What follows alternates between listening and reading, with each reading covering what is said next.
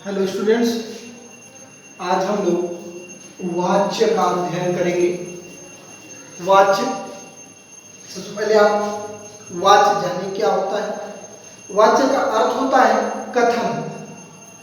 इस तरह से कहा जा सकता है किसी कथन को प्रस्तुत कर देना ही वाच्य है। किसी कथन को प्रस्तुत कर देना ही वाक्य है। क्रिया के जिस रूप से यह ज्ञात हो कि वाक्य में क्रिया के व्यापार का मुख्य विषय कर्ता है, कर्म है अथवा भाव है, उसे वाच्य कहते हैं।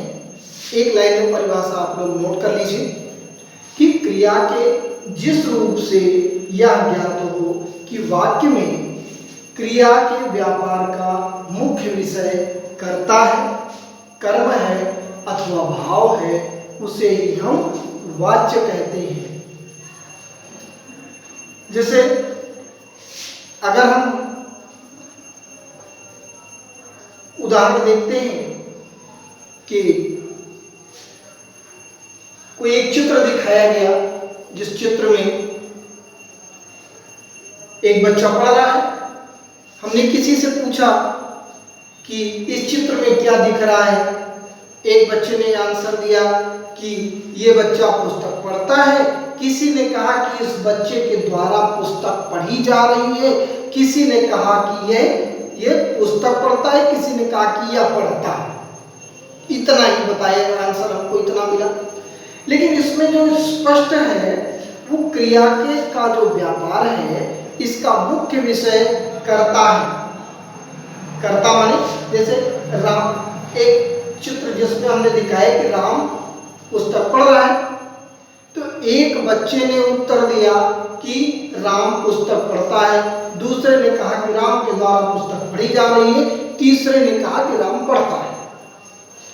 इसमें जो क्रिया के व्यापार का मुख्य विषय कर्ता यानी राम है। दूसरे वाक्य में क्रिया के व्यापार का मुख्य विषय कर्म है और तीसरे वाक्य में मुख्य विषय भाव है। पहले वाक्य में जिसमें कहा गया कि राम पुस्तक पढ़ता है, उसमें जिसमें कहा गया कि राम पुस्तक पढ़ता है, उसमें क्रिया के व्यापार का जो मुख्य विषय है कर्म, क्या पढ़ता है? पुस्तक पढ़ता है, तो मुख्य विषय कर्म है। और पहले वाक्य में यह कहा कि वो पुस्तक पढ़ता है, पुस्तक पढ़ता है, तो यानी कर्ता उसका जो कौन पढ़ता है? राम पढ़ता है, तो मुख्य विषय वो राम है। और तीसरे में जो कहा गया कि राम पढ़ता है, यानी मुख्य भाव क्या हुआ? क्रिया का मुख्य भाव हुआ पढ़ना, इसलिए यहाँ पर भाव। अब तीनों को हम अलग अलग डिफाइन करते हैं। सबसे पहले हम शुरू करते हैं, पहला है इसके वाच्य के तीन भेद होते हैं, कर्तवाच्य, कर्मवाच्य और भाववाच्य। जैसा अभी हमने बताया कि जो क्रिया के जिस रूप से यह ज्ञात हो कि क्रिया में क्रिया के व्यापार का जो मुख्य विषय है वो कर्ता है, कर्म है या भाव है। तो पहला है कर्तवाच्य, कर्तवाच्य। दूसरा है कर्मवाच्य और तीसरा है भाववाच्य। वाच्य अक्सर पूछे जाया करते हैं एग्जाम में। इसको थोड़ा सा अगर आप नहीं समझेंगे तो गड़बड़ हो जाता है। 1 या 2 नंबर के प्रश्न इसमें से जरूर आया करते हैं। तो अब हम बात करते हैं सबसे पहले कर्तवाच्य की। कर्तवाच्य माने कर्ता। इस वाच्य का मुख्य भाव क्या है? मुख्य प्रधान क्या है? कर्ता प्रधान होता है, इसीलिए हम इसको कर्तवाच्य कहते हैं। जिस कथन में, जिस वाक्य में कर्ता प्रधान हो और कथन का पूरा भार कर्ता पर पड़े, उसे ही हम कर्तवाच्य कहते हैं। क्रिया, इस वाक्य में क्रिया का जो संबंध है वो सीधे कर्ता के साथ होता है। क्रिया में लिंग वचन तथा काल का प्रयोग कर्ता के अनुसार किया जाता है। जैसे सौम्या पढ़ती है, सौम्या पढ़ती है, मुकेश गाता है, छात्रगण पढ़ते हैं, मैं पढ़ा रहा हूं। इस वाक्य में जो शब्द है वो कर्ता है और पढ़ाने का भार भी कर्ता के ऊपर ही पड़ रहा है, इसलिए ये कर्तृवाच्य है। कर्तृवाच्य का प्रयोग केवल अकर्मक क्रिया में ही नहीं, सकर्मक क्रिया में भी किया जाता है। कर्तृवाच्य का प्रयोग केवल अकर्मक क्रिया में ही नहीं, सकर्मक क्रिया में भी किया जाता है। जैसे महिमा ने निबंध लिखा और गुरु ने पुस्तक पढ़वाई। इस वाक्य में क्रिया का लिंग वचन कर्म के अनुसार है, इसलिए कुछ विद्वान इन्हें कर्तवाच्य की क्रियाएं नहीं मानते। वास्तव में ये कर्तवाच्य ही है, क्योंकि इन वाक्यों के उद्देश्य कर्ता है। फिर हम दूसरा बोलते हैं कर्मवाच्य। कर्मवाच्य वही जिस कथन में, जिस वाक्य में कर्म प्रधान हो और कथन का पूरा भाग कर्म पर, कथन में कर्म प्रधान हो और कथन का पूरा भार कर्म पर पड़े, वहां पर कर्मवाच्य होता है। जैसे मेरे द्वारा हिंदी पढ़ाई गई, मेरे द्वारा हिंदी पढ़ाई गई। कर्म के साथ साथ द्वारा शब्द प्रत्यक्ष या परोक्ष रूप से आ जाए, कर्म के साथ, किसके द्वारा? मेरे द्वारा। कर्म के साथ द्वारा शब्द प्रत्यक्ष या परोक्ष रूप से आ जाए तो वहां पर कर्मवाच्य होता है। जैसे मुझसे हिंदी पढ़ाई गई। जिन वाक्यों में प्रधान क्या होता है? कर्म होता है। इन वाक्यों में क्रिया का सीधा संबंध कर्म से होता है। कर्मवाच्य में जो क्रियाएं होती हैं, कर्मवाच्य में जो क्रियाएं होती हैं, उनका संबंध वो कर्म के अनुसार होती है। जो क्रिया होती है वो कर्म के अनुसार होती है। जैसे नानी के द्वारा कहानी सुनाई गई, गरिमा के द्वारा दूध पिया जाता है, ठीक, सुनील के द्वारा पुस्तक पढ़ी जाती है। कर्मवाच्य में केवल सकर्मक क्रियाओं का ही प्रयोग किया जाता है। कर्मवाच्य में ध्यान देना है, चूंकि कर्म है तो सकर्मक क्रिया अगर नहीं होगी तब तो इसमें कर्म पर कोई प्रभाव नहीं पड़ेगा। इसलिए हमारा जो प्रयोग किया जाएगा वो सकर्मक क्रियाओं का ही प्रयोग किया जाएगा, क्योंकि अकर्मक क्रियाओं में, क्रिया के वाक्य में कर्म होता ही नहीं है। जिन वाक्य में चीज, फिर इसके बाद हमारा इसका देखना है कि हमारा ये इसमें सकर्मक क्रिया का प्रयोग ही किया जाए, सकर्मक क्रिया का ही प्रयोग किया जाए। फिर इसके बाद अगला हमारा आता है तीसरा भाववाच्य। भाववाच्य भाववाच्य क्या है? जहां पर कथन का पूरा भाग, कथन का या वाक्य का पूरा भार किसमें पड़ता है? भाव पर पड़ता है, वहां पर भाववाच्य होता है। भाववाच्य प्रायः नकारात्मक होता है। भाववाच्य प्रायः नकारात्मक होता है। जैसे उससे चला नहीं जाता है, उससे चला नहीं जाता है। भाववाच्य में जो कथन का पूरा भार किस पर पड़ता है? क्रिया पर पड़ता है। भाववाच्य में पूरा भार पड़ता है क्रिया पर। अर्थात जिन वाक्यों में कर्ता तथा कर्म दोनों ही प्रमुख नहीं होते, ना तो कर्ता ना तो कर्म, परंतु प्रधान क्या होता है? भाव प्रधान होता है, भाववाच्य कहलाता है। इन वाक्यों में क्रिया में वचन, क्रिया में वचन तथा काल का प्रयोग किसके अनुसार होगा? भाव के अनुसार होगा। इन वाक्यों में क्रिया में वचन तथा काल का प्रयोग भाव के अनुसार किया जाता है। जैसे छात्रों से पढ़ा जाता है, चलो खेला जाए, आज मिलकर पढ़ा जाए, आज मिलकर पढ़ा जाए। ठीक। भाववाच्य में जो क्रिया का प्रयोग है वो साधारणतः असमर्थता, वही अभी हमने जो बताया था कि नकारात्मक भाव होता है।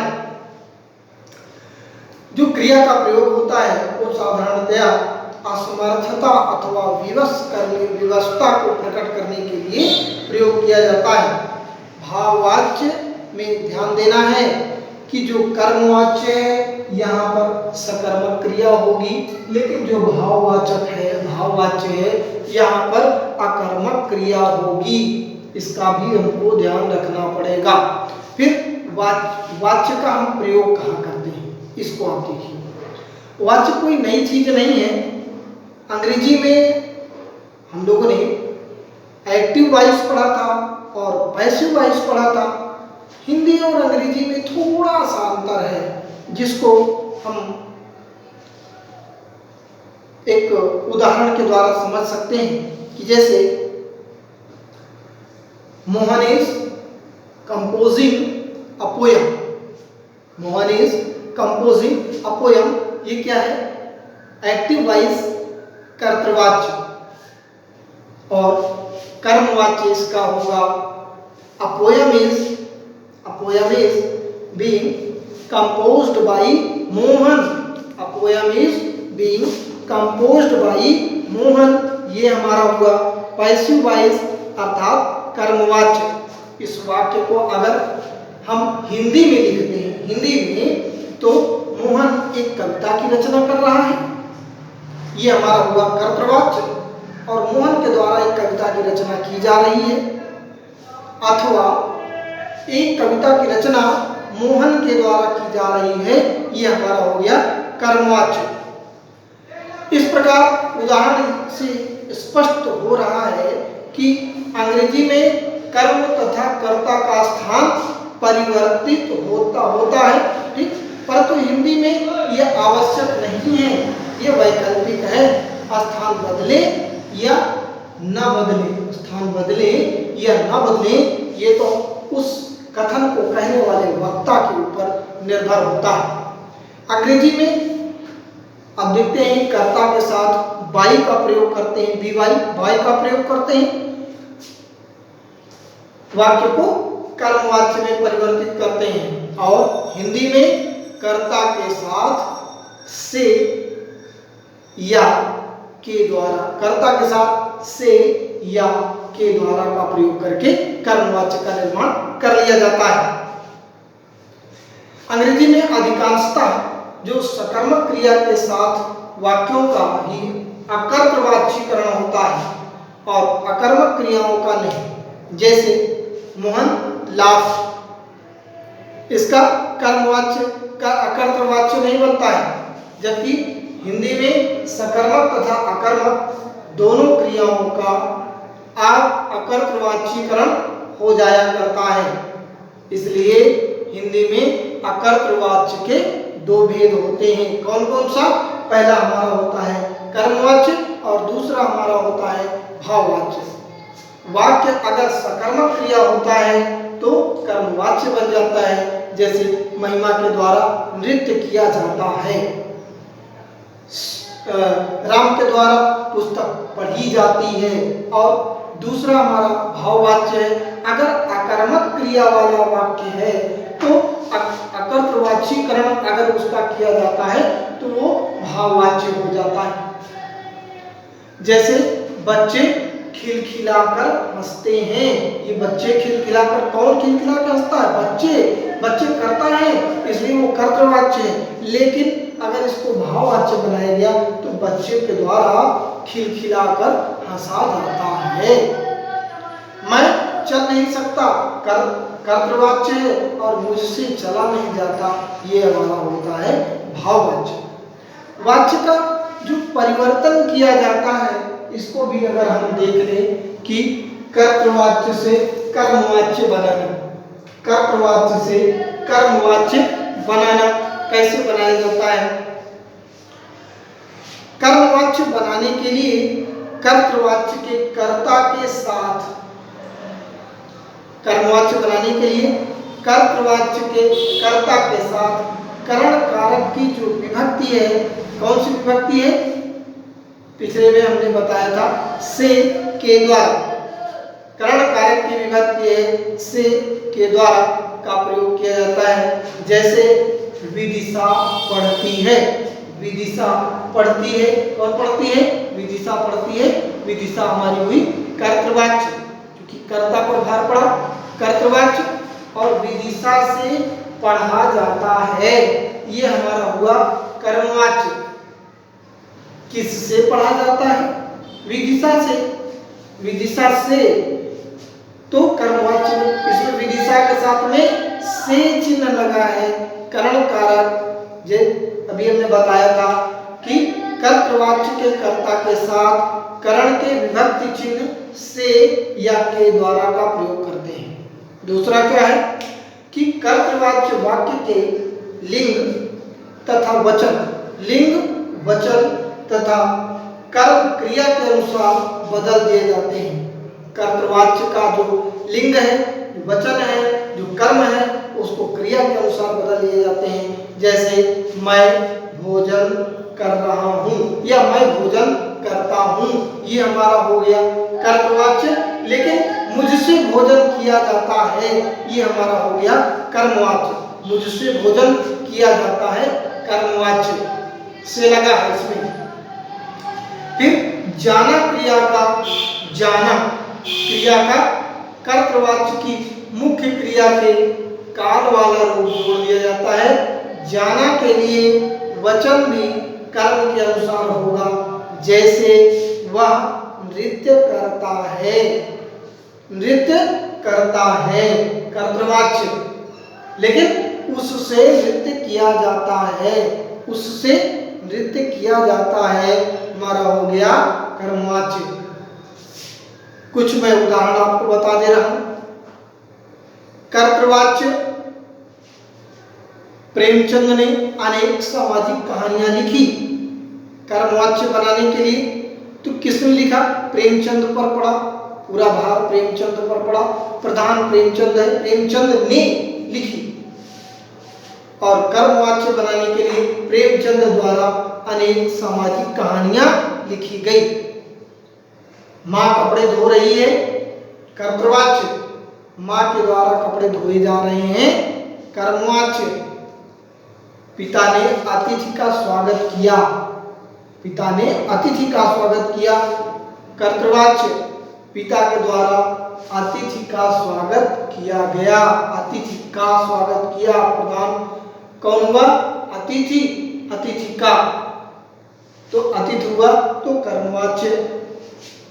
अब दूसरा देखते हैं कि कर्मवाच्य, कर्तृवाच्य से भाववाच्य बनाना, कर्तृवाच्य से भाववाच्य बनाना। इसके लिए हम भाववाच्य बनाते समय कर्ता के साथ जो करण कारक है, जिसकी विभक्ति चिन्ह क्या है, से और के द्वारा, कर्ता अगर भाववाच्य बनाते हैं तो जो कर्ता के साथ हम करण कारक की विभक्ति का चिन्ह लगाते हैं, से या के द्वारा चिन्ह का प्रयोग करते हैं।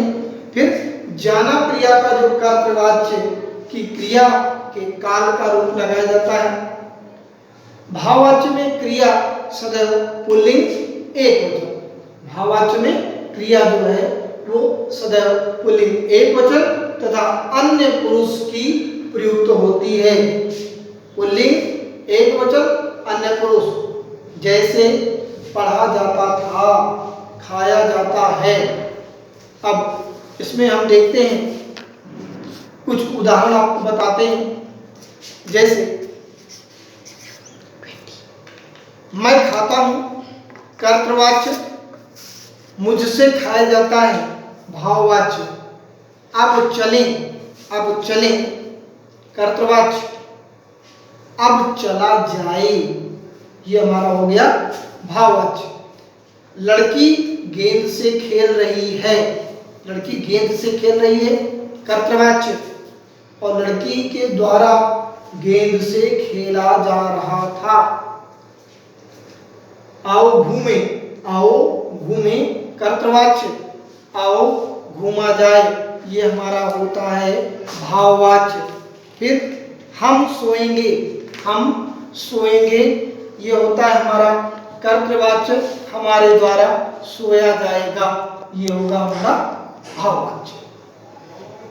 अब एक चीज और हम देखते हैं कि कर्मवाच्य से हमें अगर कर्तृवाच्य बनाना है तो उसके लिए क्या करते हैं। कर्मवाच्य है हमारा, उससे हमें भाववाच्य बनाना है तो उसके लिए हम क्या करेंगे। जो कर्ता में से या के द्वारा का चिन्ह लगाया गया, अभी हमने जब कर्तृवाच्य से कर्मवाच्य बनाया था तो उसमें हमने करण चिन्ह लगाया। करण विभक्ति में विभक्ति का चिन्ह से या के द्वारा लगाया गया था, हमने उसको हमको हटा देना है, उसको हमने हटा दिया। कर्मवाच्य में जो जाना क्रिया का सामान्य भूत का रूप लगा हुआ है तो कर्ता के साथ ने विभक्ति हम लगा देते हैं। क्रिया के लिंग तथा वचन कर्ता के अनुसार परिवर्तित कर देते हैं।